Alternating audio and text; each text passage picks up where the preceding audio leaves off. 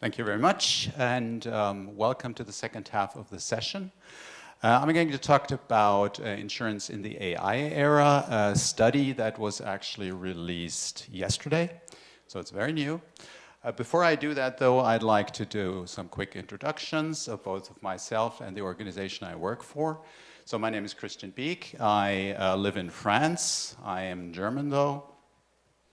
I started my career, I'm an economist by training. I studied a long time ago, and I started my career in 1993 at an insurance company whose logo was already on the screen, at Allianz Life Insurance in Germany.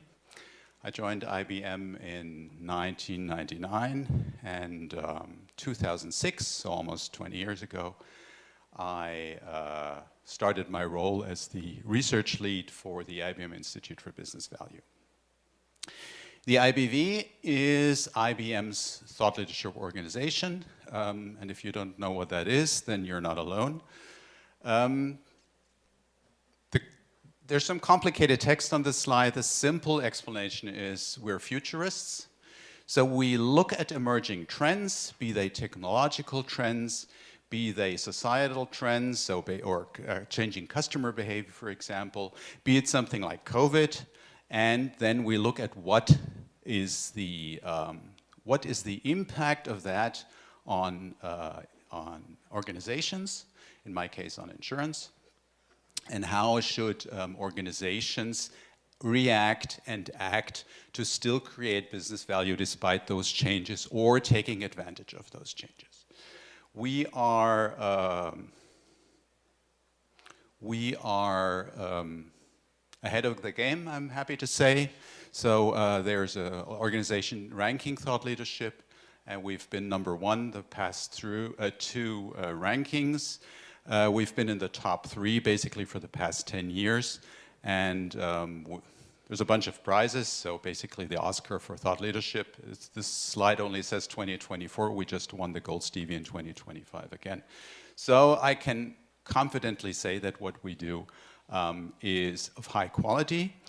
We do our studies using primary data, so we collect data to actually show that our conclusions have merit. In the case of the study I'm going to talk about today, insurance in the AI era, we surveyed 1,000 insurance organizations last year. So a bunch of them were in Korea. I didn't actually pull out the Korean data, though, for various reasons. We added 100 insurance organizations on top of that this year to ask basically to do a version 2.0 of that survey, and on top of that we surveyed 5,000 insurance customers in various companies around the world in countries. In 9 countries overall, all in English language though, so again, no Korea in that sample, but I'm sure you will recognize some of the data that I'll be showing you. To address the question of sample bias, which Dorothy talked about earlier, we do try to be fairly representative of the industry by providing quotas of size and country, etc. And we do something that we call double-blind surveying, and an apology to the actual scientists in the room, because of course you can't survey double-blind. What that means in our case is that we do not know who has been surveyed, and they do not know that it's IBM doing the surveying. So that gives a level of anonymity and more honest answers than if they knew. So while we have, I think, 20 or 25 insurers in Korea in the sample, we do not know who they are. So you might actually have been sampled, or your organization might have been sampled in this survey. The study has 3 sections. Quickly going through this overview, what I'm going to talk about. The first one, AI in the insurance industry right now, is being mainly used for cost savings, for efficiency gains, cost savings, modernization. Number 2, The revenue side, insurers are very positive about that. Insurance customers, not so much. Let's talk about that. Number 3, which I'll touch fairly briefly, is something that Terry talked about, the matter of the elephant in the room, technical debt, and how AI impacts that, and how it is impacted by AI, and the skilled side of things. So let's get to it. Let's see how much time I can leave you for questions in the end, because, well, we all know how it goes. So, making insurance operations fit for the future. Let's talk about the efficiency side of things. It's no surprise that AI investment is growing. I mean, that's why we're here today, because we're all interested in AI in the industry and across industries. And we had the discussion earlier that there's always the feeling that we are behind, either in our country or in our industry. And I can say, yes, the insurance industry is behind. If we look at this chart, the investment in AI in insurance in 2027, so in 2 years' time, will be where the investment cross-industry is today. That's not so super surprising. Insurance is careful in what we're doing. So, and we'll talk about that in a moment, and basically what and how we're doing it in insurance, because we do not just want to jump ahead and make the biggest mistakes right from the start. Still, it's something to look at. So even though AI has captured the imagination of insurance organizations across the world, what we're actually doing with it is basically very traditional. So this chart was born from a discussion with a colleague who leads the practice in North America, and he said, when I talk to my clients, I get the feeling that all they're doing with AI is the question of summarize it for me. Looking at the next step is probably something they do in a few cases, but hardly ever does the whole straight-through processing do it for me thing. So can you find out in the study what they actually do? And they say, yeah, sure we can. So we asked for traditional AI, which is basically RPA and these kinds of things, generative AI, which we've talked about before, and agentic AI, which we're talking about now. What are you actually doing with it? And as you can see, the vast majority of AI use cases are in the summarize it for me, so basically in the one step of the process thing. And if we look at where the AI spend is actually going, with 2/3 of that spend going to traditional AI, to RPA, that makes up the majority of what we're doing right now. So very traditional, full automation not being in sight. As a consequence, the insurance investment is in efficiency gains. That's really what we're looking for.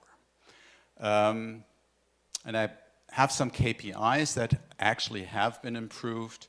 So the most improved KPIs through the use of AI are around efficiency. 40% of AI spend is going there. 24% of spend is going to legacy modernization. So what Terry talked about again, which leaves just a measly 35% for the actual innovation spend. And if this kind of looks like the run-build ratio that we talked about earlier, that Terry talked about earlier, that's probably no random, not by chance. It's not the same thing because we're just talking about AI spend and not IT spend here, but still. And the number that I have for run-build ratio is very similar to the one Terry showed. The good news is that from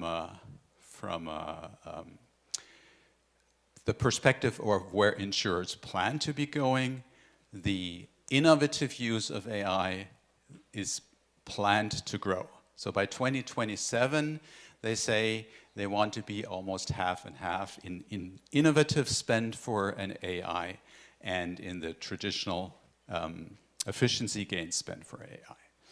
The reason why I'm saying it in the way I'm saying it is because this is a projection, and when we do this study again in 2027, I kind of doubt that the number actually will turn out to be 50-50, because we've seen this before, where you say, we want to do all kinds of cool and new things and do transformation and everything, and then in the end, it's still all about keeping the lights on.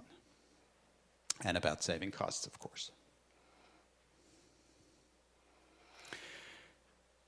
One of the things that we're seeing, I mentioned COVID, and we did a study around COVID, basically, well, 5 years ago, and looking at the new normal behind COVID, how will processes shift. When we did that study, we found that a lot of organizations had suddenly realized they've been talking about digital transformation for a long time, but nobody had really been doing it. It's the same as for client centricity. I don't know whether you had that discussion here in Korea too. One of my favorite jokes in the insurance industry is from an insurer in Switzerland, where I went for a discussion, and they said, we're super client-centric. For us, the client is always in the middle, and thus they're always in the way. And, well, digital transformation is not the same thing, but AI kind of changes the game in terms of external shocks, external factors. What we're seeing right now with our friend in the White House in the US, causing, let's say, some problems in trade, which for P&C insurers, so an auto insurer, generally means trade disruptions, supply chain disruptions means higher claims costs. It means for a life insurer, it can mean inflationary pressures, it can mean deflationary pressures, both which are not good for the economy, which affect the bottom line, which affect the ability to prognosticate where rates are going, where the industry is going. AI can, in the mind of insurers, help with that, and it can actually, because a lot of insurance organizations and other organizations are using Gen AI specifically for decision support, not to make decisions, but to support decisions. And the acknowledgement that AI helps there is there. But, as I said, it's mostly about cost savings.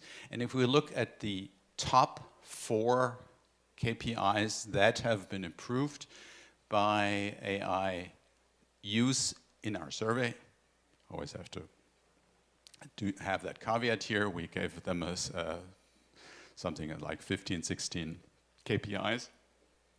And said, how were those actually improved by AI? Number 1 is claims process reduction time. Number 2, product time to market, which is actually a big deal, both of them. So we all know if you're a P&C insurer and you reduce your claims time processed from 5 days to 4, that's a lot of money, 1 day. And that's assuming you were at 5 days. If you were at 10 days and you went to 8 because you reduced by 20%, you're even better in terms of cost savings. Similar product time to market, the average product time to market of the organizations in our survey was 11 months. And if you improve that by 15%, it means you are on the market 1.5 months quicker, which is a lot of benefit, a lot of productivity gain. Also, 10% of hours of time saved with employees is a lot of money. But those the top 3 are all efficiency metrics, and then number 4 is a security metric. And revenue metrics come somewhere behind. So this is the reality of AI use in the insurance industry, according to our data. I mentioned revenue. Let's go to that next. Insurance executives are bullish about the revenue potential of AI. So 80% say it will significantly contribute to revenue in the next 3 years. Actually, 60-something say it already contributes significantly to revenue. Okay. expands market reach, etc. It will enable innovative pricing and revenue models. Okay. On the flip side, though, I have to ask, have you asked your customers about it? Because, in short, customers do not trust AI. The long and short of these, the numbers on this chart are that customers want to know there's AI in what they're getting. They want to be asked for approval that you can use AI. If something goes wrong, they want you to be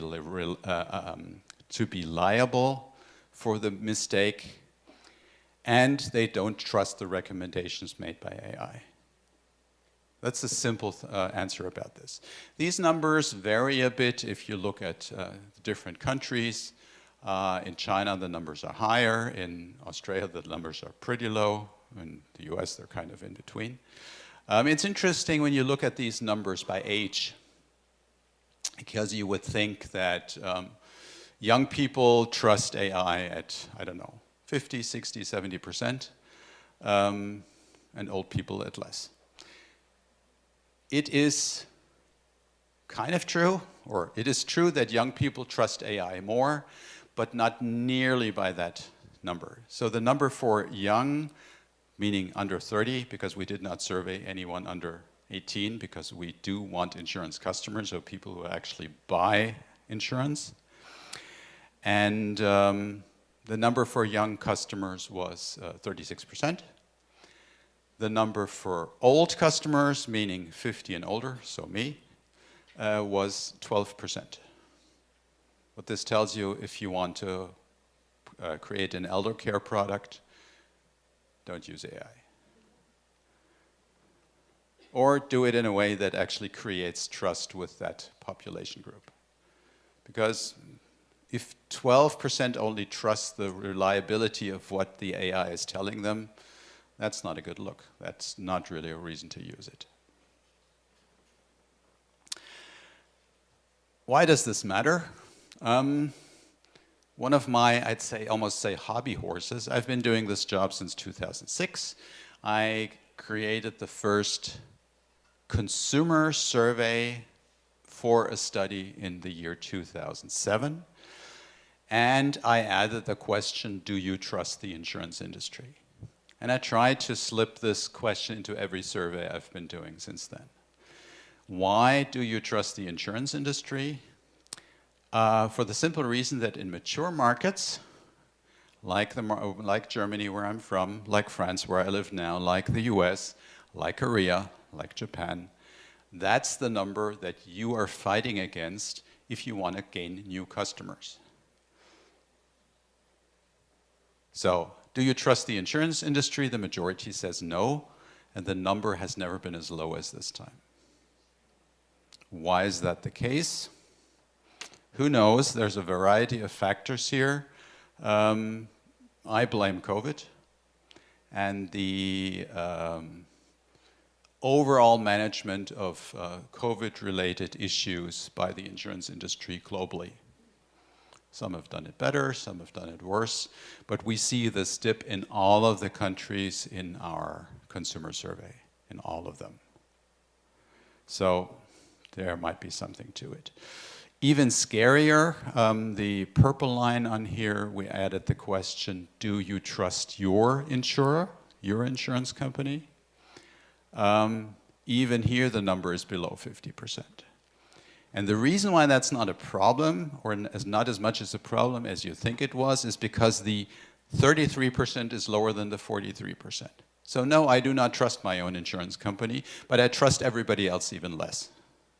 So that's why I'm going to stay with my insurer. It becomes more interesting, and unfortunately I don't have this number for more than 1 year, when you actually add the question, do you trust your agent? Because if we look at what we're doing in insurance, we do not sell a product, we sell a promise. And we trust promises from people more than we trust promises from organizations. So if there's an actual intermediary, an actual agent, broker, whatever, behind that promise, the face, where we can shake hands, look in their eye, etc., we tend to trust that more, and the number is higher. So the more personal insurance gets, the more we trust it. And therein already lies the solution to how actually we can bridge that trust gap. Before I talk about that, I want to show you some more stats, because this is a stats presentation. I love stats. Well, I'm an economist, so of course I love stats. I have to love stats. The use of agentic AI is growing. I showed you earlier only 12% of AI spend is in agentic AI.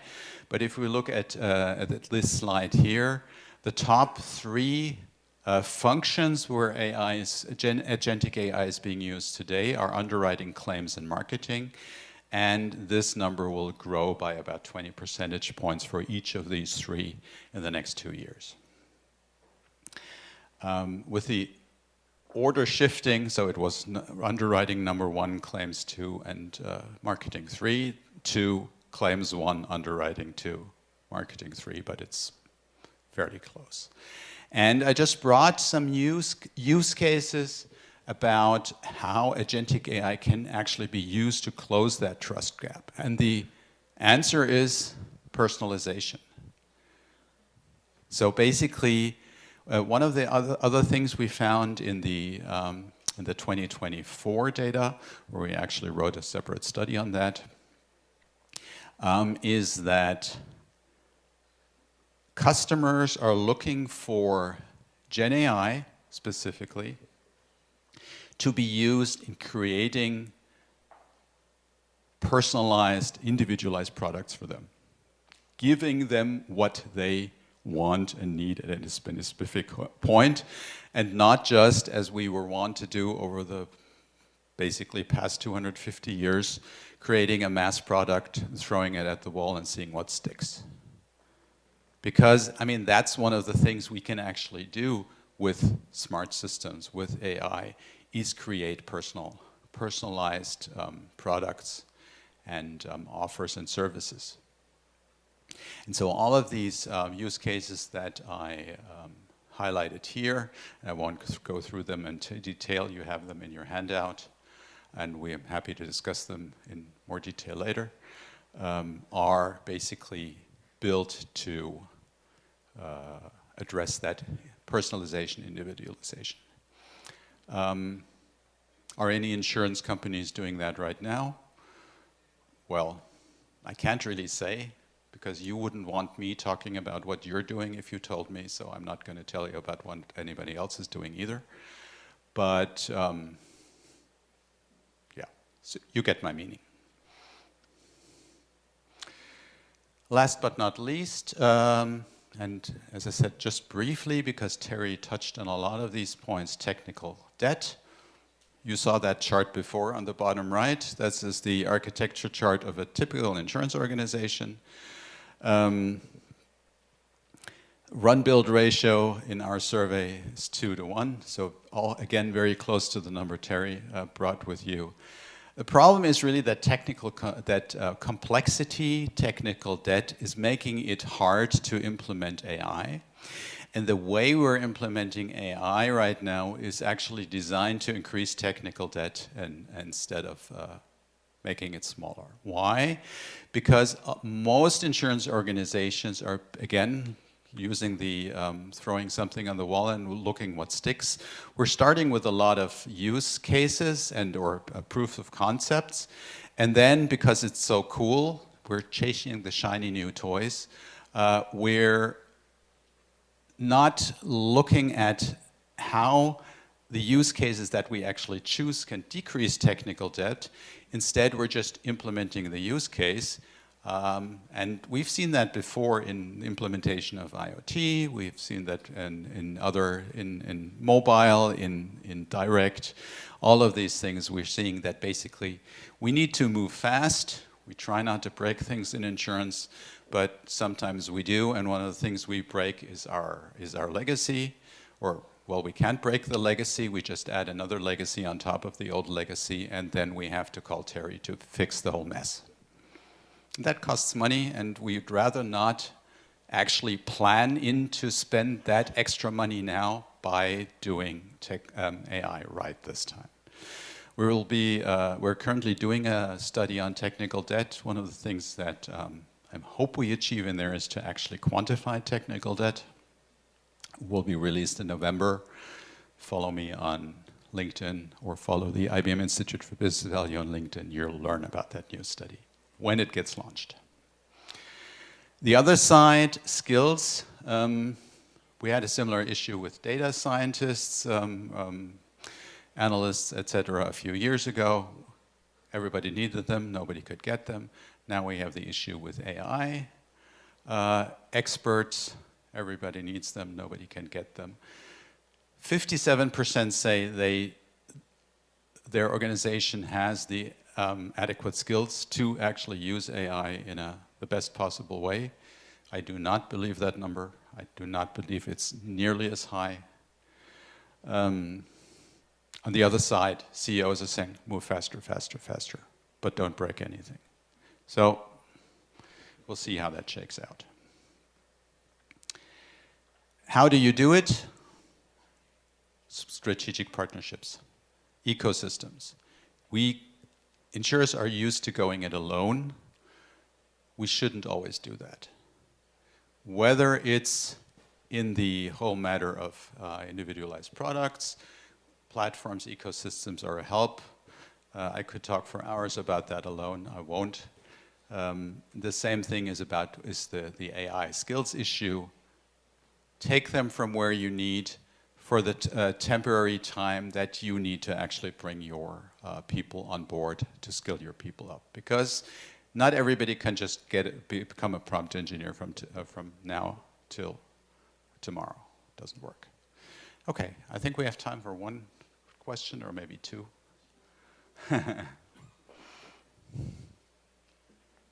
So thank you very much. So that's your presentation, right?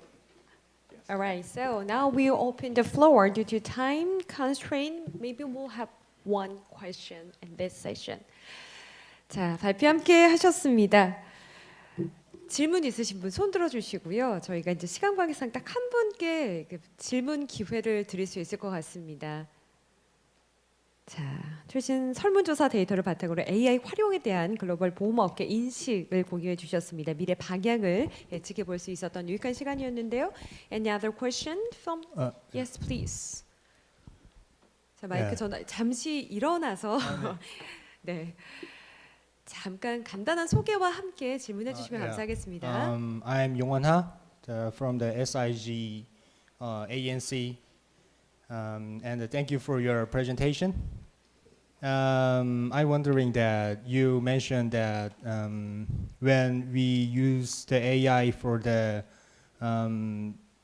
executives, the business make decision, and then you mentioned that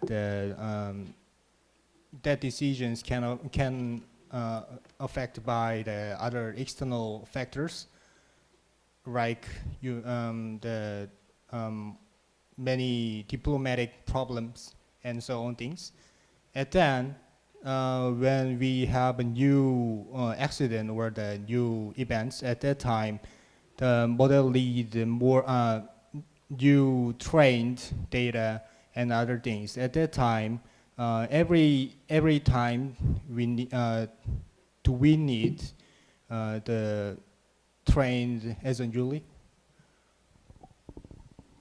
So your question is basically how do we make sure that the model is always on top of the trends? Yes, update in real time. Yeah.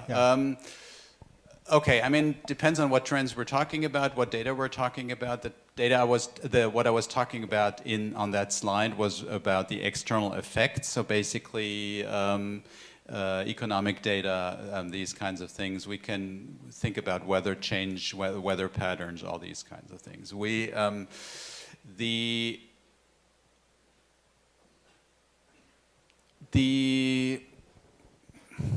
Yeah, I mean, this goes back to something also what Terry was saying, basically about data quality, about the data systems that we have in the background. So we do need to have a clean set of data that we can use that for. That can be real-time data. For economic data, we don't actually need the real-time data minute to minute. We can use week to week or whatever. If we're talking about decision-making for traffic patterns, for example, and these kinds of things, then we do need more current data that are actually real-time. So it's there's really no simple answer to that question, so I'm happy to, after we do the whole thing, talk to you about this, because the answer is really, it depends. And yeah, sorry that I can't be any more specific on that right now. Okay. Thank you very much for the great Q&A session. Okay, so with that, we'll conclude this part here. Thank you very much. Please give him a big round of applause for the wonderful talks.